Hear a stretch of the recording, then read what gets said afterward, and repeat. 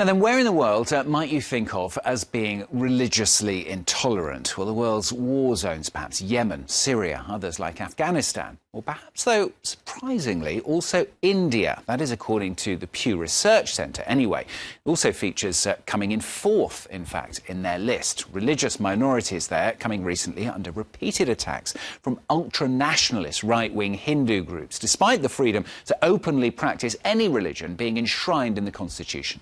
Well, this Easter, our correspondents in India, Edward Sudr and Ivantika Seth, turned their attention to the country's Christian minority, representing just 2% of the population.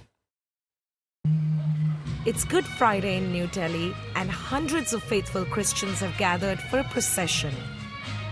They're displaying their faith openly, despite the curious and confused onlookers. Marching in the footsteps of Jesus, today's day of suffering resonates with the Christian community in India, which has recently endured many hardships. Right now, the situation is really bad.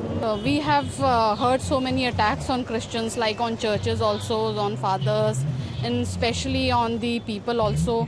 So we get really scared.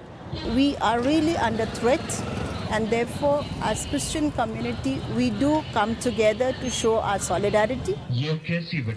Over the last 2 years, violent attacks against the Christian community in India have risen sharply.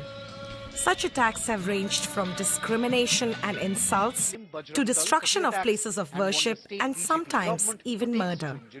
The community represents only 2% of India's 1.3 billion population, and with Hindu fundamentalism on the rise, their situation is worsening. Shibu Thompson Thomas is on a mission to track anti-Christian attacks across India. As he crisscrosses the country, he receives many phone calls daily.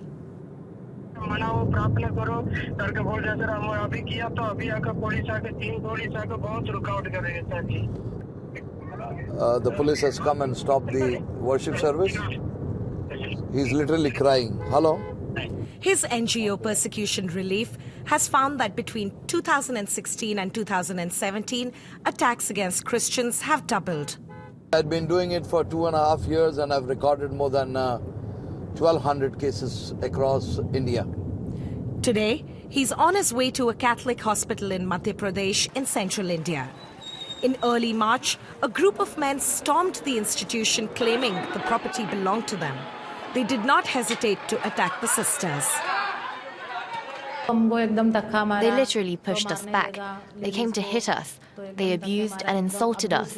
We became very scared as soon as they arrived. The attackers then illegally erected a wall in the courtyard of the hospital that was built 45 years ago. They removed all the CCTVs around here. The 4 CCTVs were there. And first they removed all. We are threatened and we don't get justice here. Police is not helping. The administration was silent about it.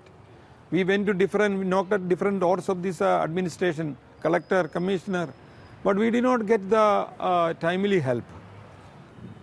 Prime Minister Modi's Bharatiya Janata Party reigns supreme in Madhya Pradesh, where it has been in power for the last 12 years.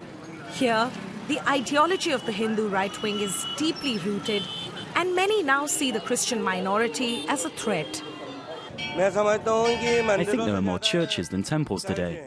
In very poor neighborhoods, these Christians lure people and convert them.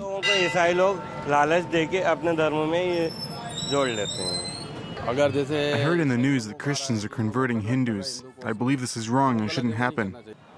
Such attacks almost always start with allegations of forced conversions.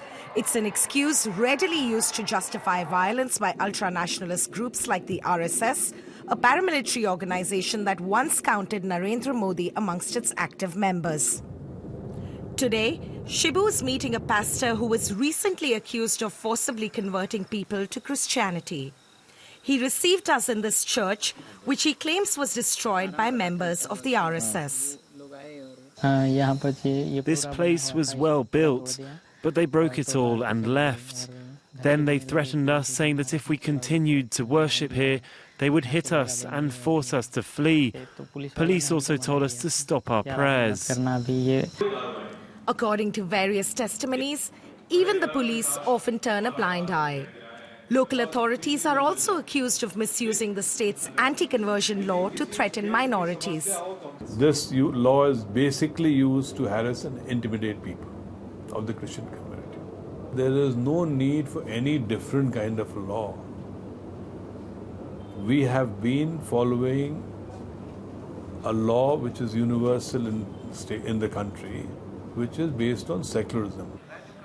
In fact, members of Prime Minister Modi's cabinet are pushing for the adoption of such anti-conversion laws at the national level. For the country's 25 million Christians, this is yet another matter for concern.